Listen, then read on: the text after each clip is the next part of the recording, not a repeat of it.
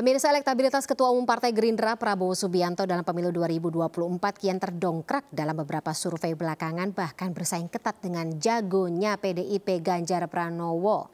Eskalasi politik pun kian kencang dan belakangan muncul ide untuk menjodohkan Prabowo Ganjar. Pertanyaannya, sebenarnya ide ini sudah muncul sejak lama begitu dari Februari 2023. Tapi semakin kencang saat ini, pertanyaannya siapa yang menghembuskan dan apakah ide ini bisa direalisasikan atau hanya sekedar mimpi atau wacana. Kami akan bahas lebih dalam malam hari ini bersama dengan Bendahara Umum Relawan Projo, Panel Barus, kemudian ada Wakil Ketua Umum DPP Partai Gerindra Habibur Rohman, dan politisi PDI Perjuangan Rifki Karsayuda. Selamat malam Bapak-Bapak. Malam. Sehat semuanya ya Bapak-Bapak? Alhamdulillah. Alhamdulillah, baik. Senang sekali mendengarnya. Saya harus ke Mas Panel dulu ini.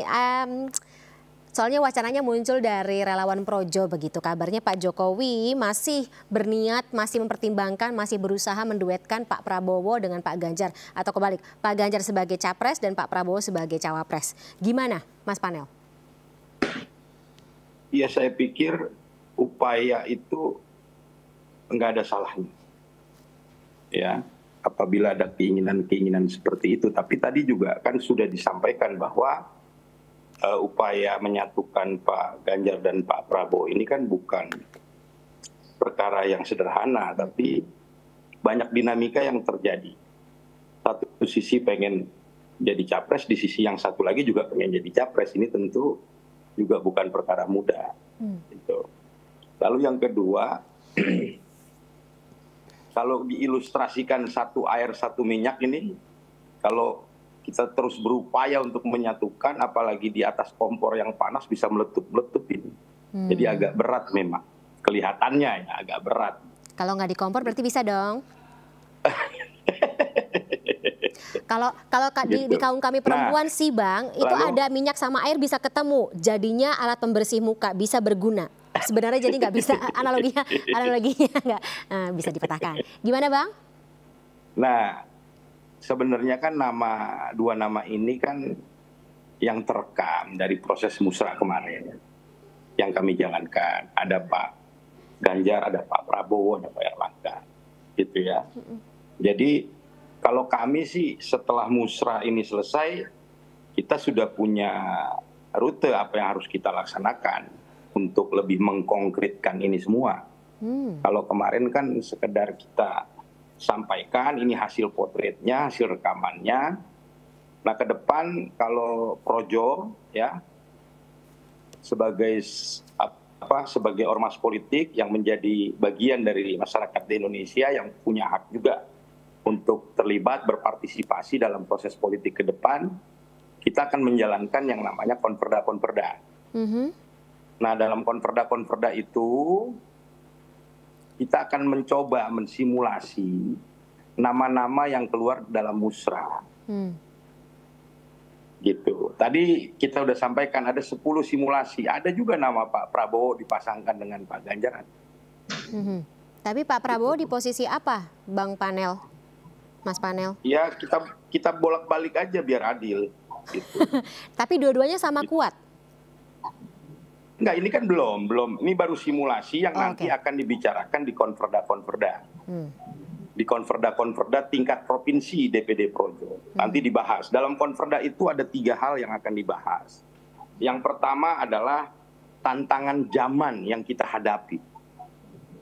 Ya, tantangan zaman yang kita hadapi sehingga kemudian kita bisa tarik dari tantangan zaman itu seperti apa kepemimpinan yang kita butuhkan ke depan untuk menjawab tantangan zaman itu.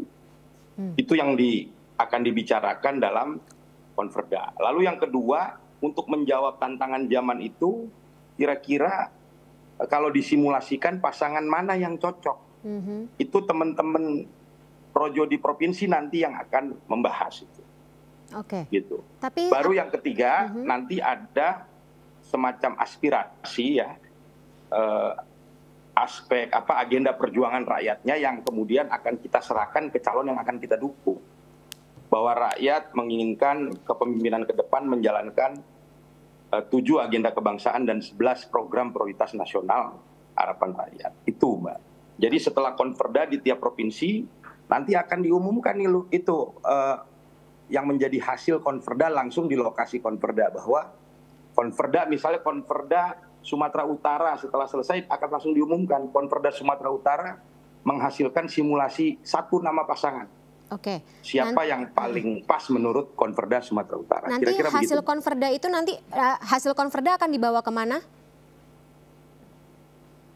Nah, konverda ini satu kegiatan yang tidak putus, yang menjadi bagian besar dari proses konsolidasi organisasi yang dilakukan oleh Projo, dan ujungnya nanti kita akan tutup di Rakernas, Mbak. Gitu. Oke, hasil Rakernas akan dibawa ke masing-masing partai? Oh iya, tentunya kita akan komunikasi. Baik. Saya kalau begitu... Sejak proses musrah kemarin juga kan sebenarnya komunikasi kita nggak pernah tutup. Kita coba berkomunikasi ke semua pihak, teman-teman di partai politik yang mau menerima kita, ya kita ajak komunikasi, kita sampaikan hasilnya apa, gitu Mbak. Baik, saya ke Mas Rifki, biar Mas Rifki duduknya rada majuan dikit. Oke, Mas Rifki, misalnya hasil Rakernas dibawa, tapi posisi Pak Ganjar dibalik begitu, jadi cawapres. Tapi sebelum mungkin dijawab itu, sekalian juga saya tanya, untuk dari PDIP sendiri bagaimana gitu? Kabarnya juga sudah ada lobby-lobby terkait dengan simulasi pasangan duet ini, kemungkinan pasangan duet ini akan dibawa begitu dalam pemilu 2024. Van, tadi saya terima flyer judulnya Ganjar Prabowo, tapi begitu tayang diganti jadi Pak Prabowo dengan Mas Ganjar. Soalnya ada rhymingnya sih, ada kejar Prabowo Ganjar. Yang kedua, sejak awal saya berdiskusi dengan Bang Panel Barus di beberapa televisi nasional terkait dengan hasil musrah yang dilakukan oleh teman-teman Projo. Saya jujur dengan segala kerendahan hati agak menyayangkan kenapa kawan-kawan Projo yang menggelar musyawarah rakyat itu terkesan harus membentur-benturkan Pak Jokowi, orang yang selama ini sama-sama kita cintai. Projo mencintai beliau dengan cara mengusung dan mengawal pemerintahannya, PDI Perjuangan dengan cara mengusung secara resmi dan konstitusional sebagai calon presiden 2 kali dan berada di dalam pemerintahan ini. Tapi kemudian ketika PDI Perjuangan telah mengumumkan calon presiden Mas Ganjar Pranowo pada 21 April 2023 yang lalu, belakangan kemudian musrah merekomendasikan sekian nama. Saya kira rekomendasi ini sekali lagi berpotensi membuat jarak antara Pak Jokowi yang notabene adalah kader dan petugas partai di PDI Perjuangan dengan partai kami. Itu yang kedua. Yang ketiga, Van, kalau kita melihat simulasi berbagai macam lembaga survei nasional, mulai dari awal tahun sampai dengan sekarang, memang secara konsisten harus kita akui, pasangan Mas Ganjar Pranowo dan Pak Prabowo Subianto itu kalau dipasangkan adalah satu-satunya pasangan yang memungkinkan memenangi kontestasi Pilpres 2024 satu putaran. Artinya pasangan ini mampu menggait elektabilitas di atas 51% sebagaimana syarat perolehan suara di dalam konstitusi kita atau Undang-Undang Dasar 1945. Sehingga saya kira apa yang menjadi wacana ini adalah wacana yang berkembang sesuai dengan survei. Kendati demikian tentu PDI Perjuangan tegak lurus terhadap perintah Ibu Ketua Umum, karena Ibu Ketua Umum adalah mandataris dari Kongres kelima partai tahun 2019 di Bali, di mana Kongres kelima partai memberikan hak prerogatif secara penuh kepada Ibu Ketua Umum untuk menentukan calon presiden dan calon wakil presiden. Dan itu sudah Ibu lakukan dalam konteks memberikan mandat dan tugas kepada Mas Ganjar Pranowo.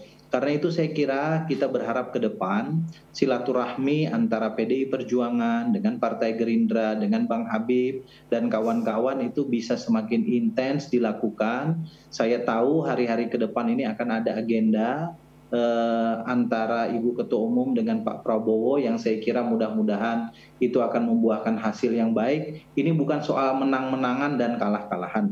Ini soal bagaimana kita memastikan ada keberlanjutan dari legasi pemerintahan Presiden Jokowi yang approval ratingnya itu 80% sekarang dari publik. Ini approval rating tertinggi sepanjang sejarah kepresidenan pasca reformasi. Dan saya kira kalau kita buka hasil survei, maka hanya 2 orang yang kemudian dianggap mampu mewarisi legasi dari Pak Jokowi. Hampir 70% responden itu menjawab yang mampu mewarisinya adalah Mas Ganjar, dan hampir 30% kemudian memberikan jawaban kepada Pak Prabowo. Kalau kemudian mereka berdua ini bisa bersatu atas izin Allah dan kerendahan hati kita semua, mudah-mudahan inilah yang terbaik bagi bangsa kita. Tapi untuk PDIP lebih memilih Ganjar Prabowo instead of Prabowo Ganjar, Mas Rifki. Ya kan nggak ada tawar-menawar dong bagi PDI Perjuangan. Kan Ibu Ketua Umum sudah memberikan tugas kepada Mas Ganjar, dan saya kira itu tidak perlu diperdebatkan lagi. Oke, tergantung nanti bagaimana mandat dari Ibu Ketum seperti itu. Nah, kalau untuk Gerindra sendiri bagaimana Mas Habib? Lebih pilih atau katakanlah sudah ada omongan begitu untuk menduetkan Prabowo Ganjar atau sebaliknya Ganjar Prabowo tawarannya? Ya, kami memiliki hubungan yang sangat baik dengan PDIP ya. Pak Prabowo dan Bu Mega juga memiliki kedekatan. Cuma memang kita realistis, ada titik-titik tertentu yang mungkin saja kita berbeda. Tapi sebagaimana disampaikan Pak Prabowo, perbedaan tentu tidak membuat dan tidak akan menjadi alasan untuk saling bermusuhan. Kita pernah berkontestasi yang sangat seru, misalnya 2019, itu pun tidak mempengaruhi persahabatan kedua partai. Saya ingat waktu kita berkontestasi 2019, Pak Prabowo wanti-wanti hampir tiap hari, jangan sampai kita menyerang sosok Ibu Mega. Kita harus hormati beliau walaupun kita ada di posisi yang berbeda. Ya. Jadi perbedaan pilihan bukan satu hal yang negatif, ya. Baik dalam konteks taktik ataupun strategi. Yang penting adalah bagaimana legasi dan capaian pemerintahan saat ini bisa terus dijaga, bisa terus ditingkatkan. Ya.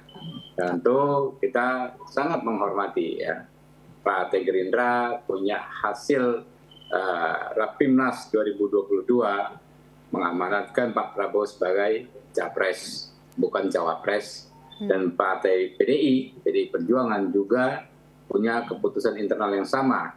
Jadi kami menghormati putusan PDIP, karena itu kami tidak dalam posisi cawe-cawe menawarkan ya cawapres, tidak sama sekali, karena kami menghormati. Begitu juga kami yakin sahabat-sahabat kami di PDIP juga punya posisi yang sama, menghormati pilihan dan ketetapan kami. Ya, mungkin itu, Mbak. Tapi hari ini Pak Jokowi ketemu dengan Pak Prabowo, begitu Mas Habib, ada pembicaraan apa ya?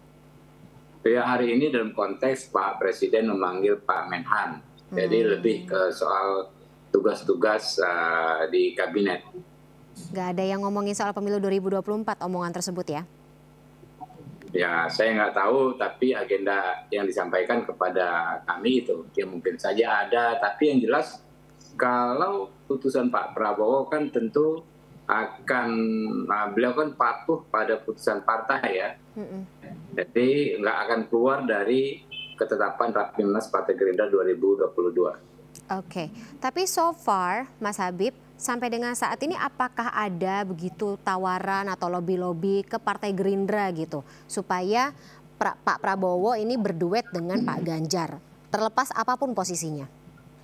Ya, opini di masyarakat ada seperti ini, opini di masyarakat. Ya, seperti teman-teman MNC juga mengangkat topik ini, ada beberapa stasiun TV mengangkat, ya media online juga, para pakar, lembaga survei, tetapi tidak pernah ada pembicaraan ofisial, baik kami ditawarkan ataupun kami menawarkan soal ini.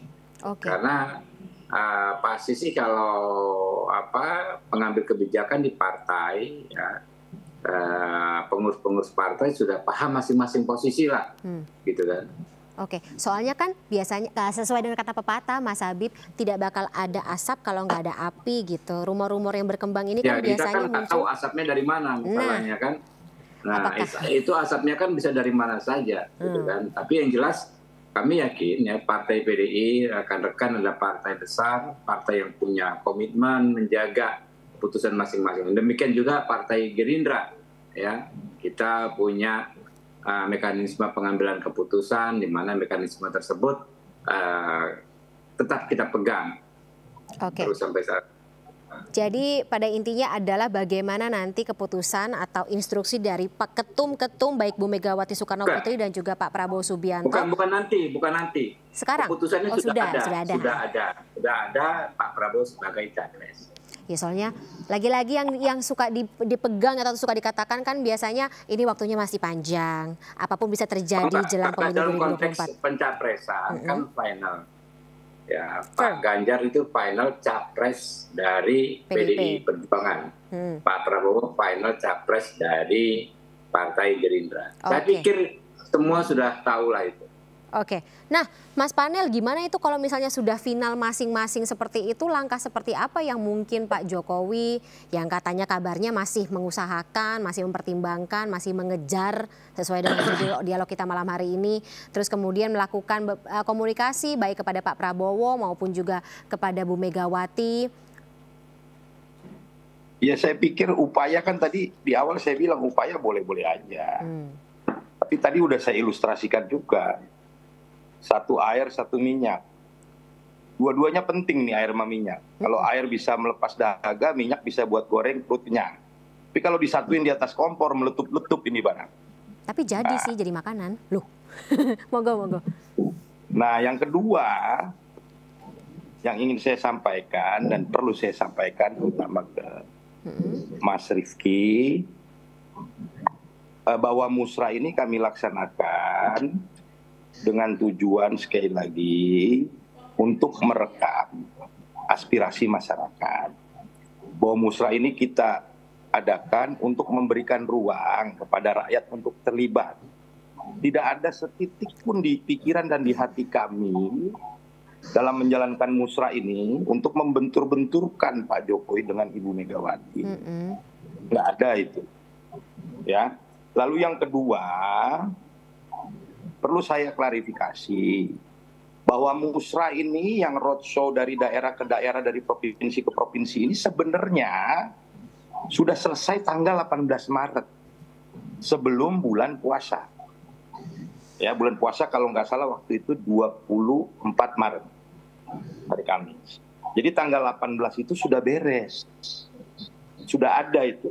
Cuma seremoni penutupannya memang kita adakannya setelah Lebaran, gitu loh. Dari 18 Maret ke 21 April itu ada waktu rentang hari itu 33 hari kurang lebih. Jadi sebenarnya musrah ini sudah selesai kita laksanakan di 18 Maret. Kemudian di tengah-tengah itu, karena kami harus sinergikan jadwal puncak musrah ini dengan Pak Jokowi, karena kaitannya dengan jadwal, kita dapatnya tanggal 14 Mei. Gitu. Jadi tujuannya juga tujuan kalau dibilang musrah ini sepertinya ingin membenturkan Pak Jokowi dengan Mega yang enggak lah gitu. Masa kami ngurusin yang begituan, enggak lah, ya kan? Itu Mas Rifki.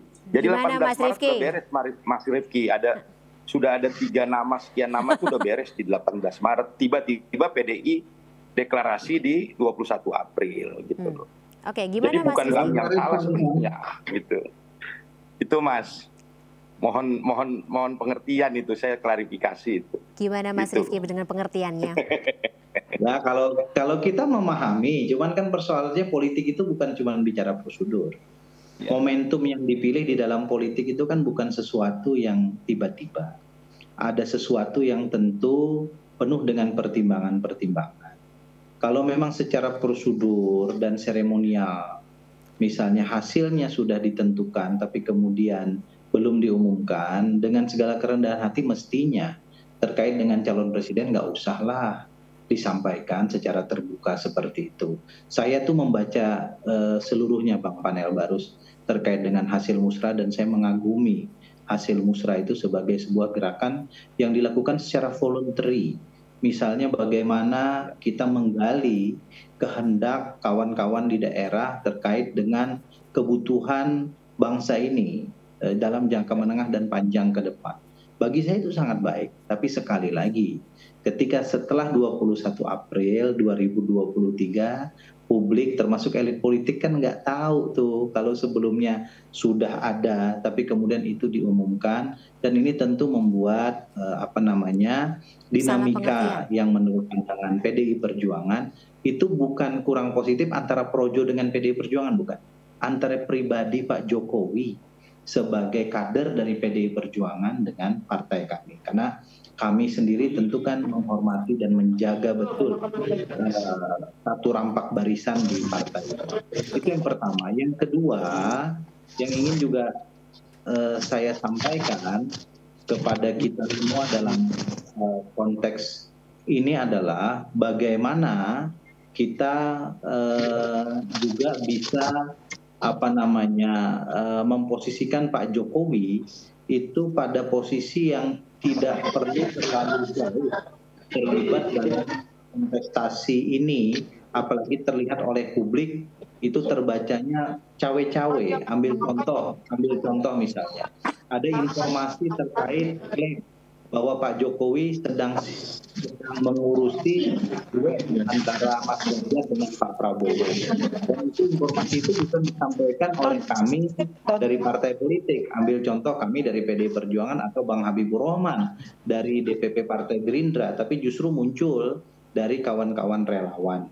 Nah, hal-hal seperti ini kan menurut pandangan saya, kalaupun memang Pak Presiden yang berkehendak, biarlah informasi itu muncul dari Pak Presiden, muncul dari beliau gitu. Tidak perlu muncul dari kawan-kawan yang kemudian ini bisa memunculkan spekulasi-spekulasi yang tidak perlu. Saya kira demikian, Pak. Oke, berarti dengan kata lain, Mas Rifki, koreksi saya kalau saya salah tangkap begitu. Langkah dari relawan Projo kemarin ini membuat sebuah mispersepsi begitu, sempat ada dialog terkait dengan hal ini, citra Pak Jokowi di mata Ibu Megawati dan juga PDIP secara keseluruhan. Enggak, ini kan persepsi kita secara umum saja. Coba bayangkan, saya ini kader partai, Pak Jokowi kader partai. Kemudian saya misalnya punya relawan, saya ini dapil Kalimantan Selatan. Relawannya namanya relawan Rifki Kalimantan Selatan. Tiba-tiba relawannya mengusulkan 4 nama calon presiden. Memang salah satunya Mas Ganjar Pranowo. Di tengah Ibu Ketua Umum saya telah menetapkan Mas Ganjar. Bagi saya, apa yang dilakukan oleh relawan itu kalau saya akan tegur dan saya akan meminta maaf kepada partai, karena apa yang dilakukan oleh relawan itu menurut pandangan saya kurang tepat, karena bisa saja menimbulkan tafsir seolah-olah saya harus memperjuangkan nama-nama lain di luar Mas Ganjar Pranowo, kan begitu. Nah, kita ini kan sayang dengan Pak Jokowi, kami sangat sayang dan sangat bangga dengan Pak Jokowi, dengan segala pencapaian beliau dan approval rating yang sangat tinggi. Karena itu saya ini sama Bang Panel nih sudah minta tolong terus nih berapa kali, dengan segala kerendahan hati. Saya kira hal-hal yang memungkinkan multitafsir itu dikurang-kurangi lah.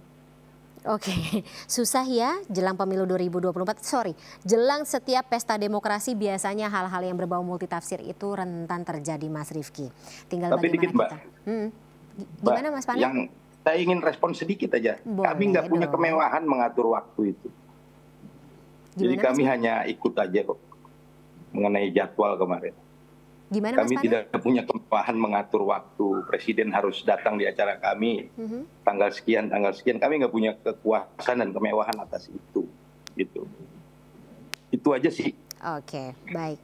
Mas Habib, ini juga sebenarnya ada narasi juga begitu. Ketika Pak Jokowi ini ingin menduetkan, nanti saya juga akan konfirmasi kepada Mas Panel begitu, untuk menduetkan Pak Prabowo dengan Pak Ganjar ini dikarenakan ada satu musuh yang sama atau common enemy gitu bahasa Inggrisnya. Ngeri ya, tapi kita akan dalami di segmen berikutnya. Mas Habib, Mas Rifki dan juga Mas Panel, kita jeda sesaat. Pemirsa MNC News Prime akan segera kembali, tetaplah bersama kami.